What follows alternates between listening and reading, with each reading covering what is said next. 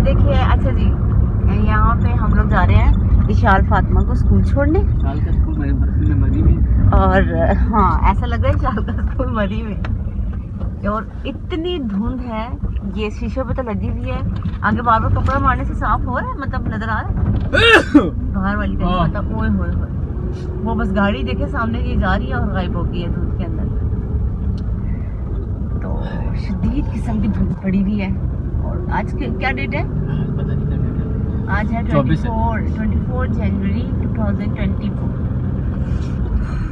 और विशाल का आज सोने का दिल चाह रहा था। मम्मा मुझे सोना है, मम्मा मुझे सोना है ना ना। विशाल को आज सोना था और इसको इतनी नींद आ रही थी मगर इसको हमने उठाया जबरदस्ती। और मगर बाहर आके पता लगा कि वाकई ठंड तो इतनी ज्यादा है। इधर देखो, जब आप छोटे जाते थे, जब आप कभी गए थे, इसलिए मैंने ये ऊपर देखा था, इसलिए मैंने आपको बुलाया था।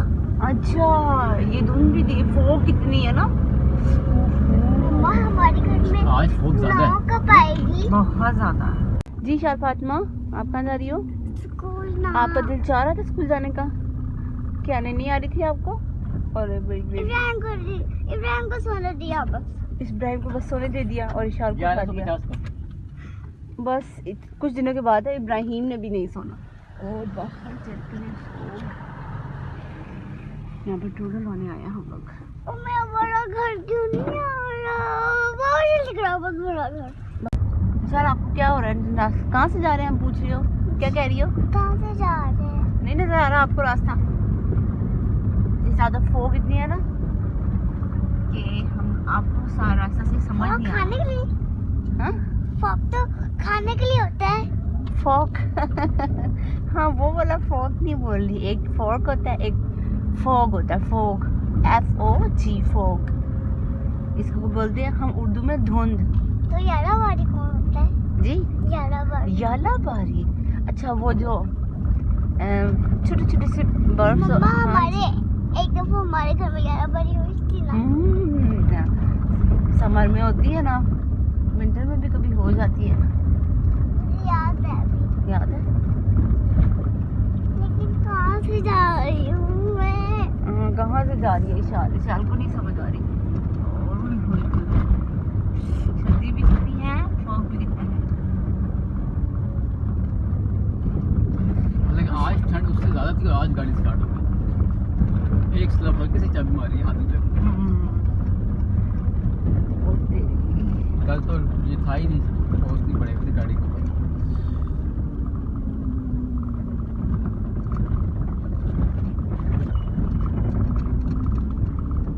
मैं आपको एक बात बताऊं। बिस्मिल्लाहिर्रहमानिर्रहीम, इय्याका नअबुदु व इय्याका नस्तईन। और तो जी, ठंड जो है वो बहुत ज़्यादा शदीद किस्म की हो गई है। अल्लाह पाक हम सब पे अपना रहम फरमाए, करम फरमाए और बारिशें जो हैं वो जल्दी से हो जाएं, क्योंकि इसकी वजह से इतनी ज़्यादा, एक तो ठंड और बीमारियां जो हैं, बारिशें ना होने की वजह से बहुत ज़्यादा बीमारियां फैल रही हैं पूरे मुल्क में। और मैं लास्ट टाइम अभी फेसबुक पे देख रही थी कि 2022 की बात है, जनवरी 2022 की। और वहाँ पे मरी में और बाकी शुमाली इलाक़ात में इतनी बर्फ़बारी हुई हुई है, हर चीज़ बर्फ़ से ढकी हुई है। और अभी जो सुनने में इतना तक आ रहा है कि बर्फ़बारी अभी तक मरी में नहीं हुई सही से। तो ना बर्फ़बारी हो रही है, ना बारिशें हो रही हैं। और बच्चों को इस वजह से, इस स्मोक की वजह से, फॉग की वजह से और ठंड की वजह से पहले बच्चों को छुट्टियाँ हो रही थी, 19 दिसंबर से हुई थी उनको 1 जनवरी तक। फिर दोबारा से उनको इतनी ज़्यादा छुट्टियां होंगी कि भाई ठंड बहुत है। और बच्चों में ख़ास तौर पे छोटे बच्चों को ना नमूनिया जो है वो बहुत ज़्यादा वायरल हुआ है आजकल। तो सबसे पहले तो आपको अपने बच्चों को जो है वो सेफ़ रखें।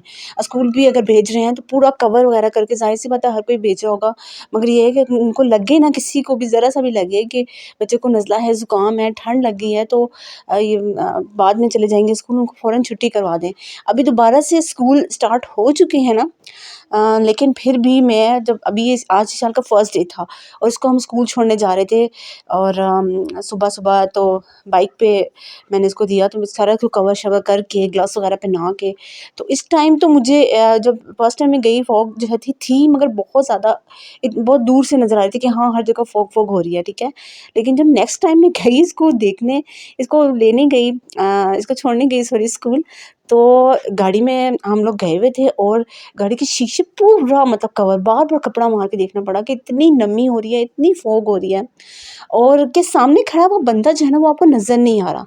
ये चलो ये कोई इस्लामाबाद की भी एक वीडियो में देख रही थी सेंटोरस मार्ग पूरा फॉग में डूबा हुआ है और इशाल को तो कुछ समझ नहीं आ रहा था उसको उसको एक्साइटमेंट भी थोड़ी-सी हो रही थी कि मम्मा ये बादल नीचे आ गया, वो पूरा व्हाइट-व्हाइट हो रहा था, तो वो आगे से कहती है मम्मा ये बादल नीचे आ गए हैं क्या? यहाँ मरी भी बन गया क्या? अब यहाँ पे स्नो फॉलिंग होगी। वो खुश हो रही है कि भाई चलो यहाँ स्नो फॉलिंग होगी। क्योंकि लास्ट टाइम हम लोग मरी गए हैं, हम लोग गए थे मरी दिसंबर में के एंड में गए थे हम लोग दिसंबर में, तो तब तो बिल्कुल भी नामो निशान ही नहीं था बर्फ़बारी का और वो मैंने व्लॉग भी बनाया है मरी पे कि हम लोग ने वहाँ पे कितना एंजॉय किया, क्या-क्या किया।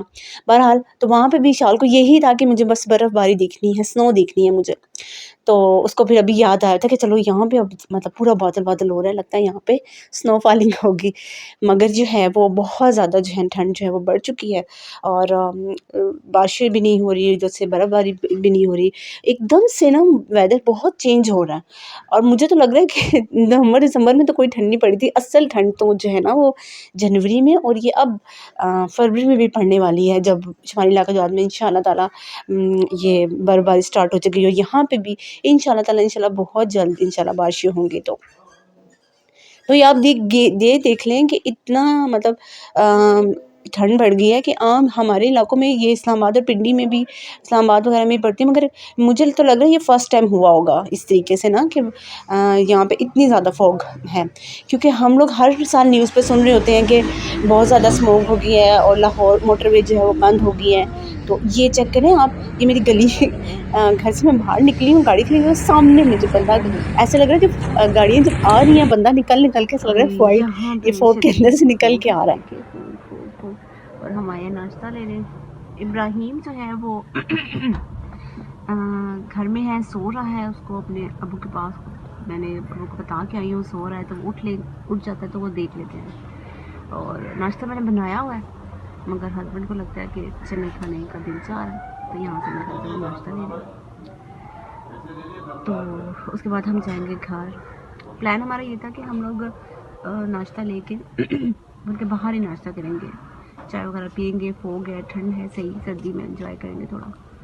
तो मगर आज नहीं क्योंकि इब्राहिम का कुछ पता नहीं होता कि वो जल्दी उठ जाए और फिर वो तंग करे घर वालों को। तो फिर मैंने कहा कि नहीं आज नहीं, जिस दिन इब्राहिम ना हमारे साथ होगा जब विशाल को स्कूल ड्रॉप करने जाएंगे तो फिर हम कर लेंगे। अगर वो गाड़ी में पीछे सो भी रहा होगा तो चलो फिक्र नहीं होगी, हमारे पास ही होगा क्योंकि फिर वो शिकवा बहुत करता है, मुझे छोड़ के क्यों गई थी, हम मुझे पार नहीं करती, उसके छोटे छोटे से ये भी शिकवे होते हैं। हालांकि वो 3 साल का है, अभी इतना छोटा सा है और माशाल्लाह उसको बहुत एक तो बोलना आ गया और बोलना तो अलग से, उसको बातें बनाना माशाल्लाह बहुत आ गई है।